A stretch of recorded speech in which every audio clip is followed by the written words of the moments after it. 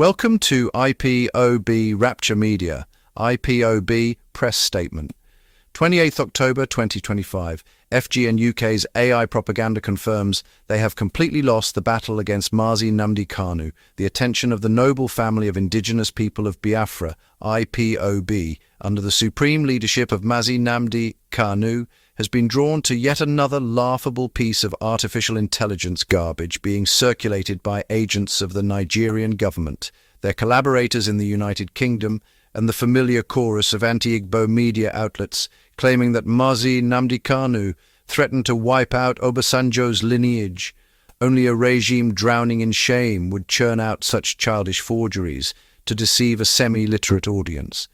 This fresh hoax follows closely on the heels of last week's fabricated video, where the same criminals made it appear as if Nnamdi Kanu declared himself a god who decides who lives or dies.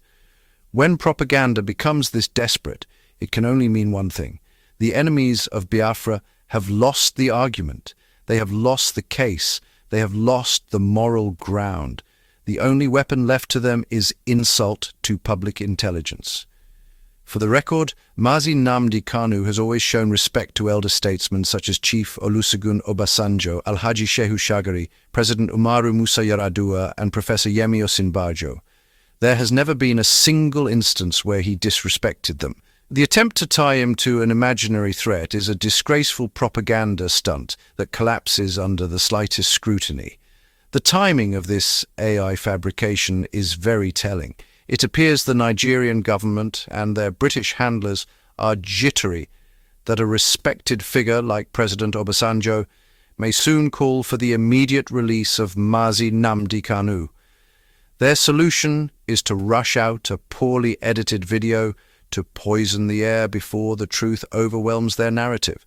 IPOB challenges the Nigerian government to show the public the valid and extant law under which Nnamdi Kanu is being tried. The subsisting legal charge that qualifies as an offence in Nigeria today.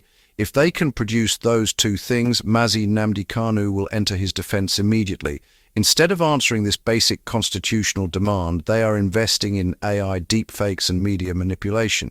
This nonsense is also proof that Justice James Omotosho at the Federal High Court Abuja may finally be telling those behind this persecution that he cannot continue to aid their judicial rascality. If they could rely on the law, they would not be manufacturing cartoons. IPOB reminds the world that the insecurity in the southeast began after the extraordinary rendition and unlawful detention of our leader. A man held in solitary confinement for years cannot be the source of external violence. Nigerian security agencies created the chaos and now blame the victim to cover their tracks. It is a criminal logic that fools nobody. Those spreading these forgeries must understand that IPOB cannot be swayed by propaganda, AI distortion, or media intimidation. The issues remain unchanged. Release Nnamdi Kanu unconditionally. End the persecution of IPOB. Respect the right to self-determination.